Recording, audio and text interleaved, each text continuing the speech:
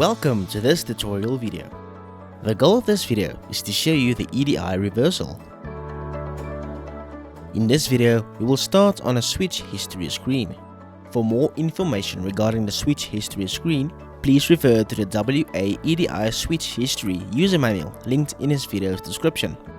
Click on a desired invoice the user would like to see and view the response of. With the invoice selected, click on the View Response button. The switch details screen will open. For more information regarding the switch details screen, please refer to the WA EDI Switch Response user manual linked in this video's description. From here, the user can click on the reverse button. Please note that the reversing process is automatic and therefore caution must be exercised accordingly. A green bar will appear stating that the reversal has been performed successfully. Click on a close button to exit the switch details screen without saving. Click on a Save and Close drop-up menu for additional options. The user is able to save the changes made by clicking on the Save button.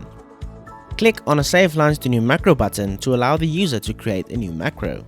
For more information regarding macros, please refer to the Macros Billing Combinations user manual linked in this video's description. Click on a Save and Close button to save the switch details screen and close the screen to return to the switch history screen.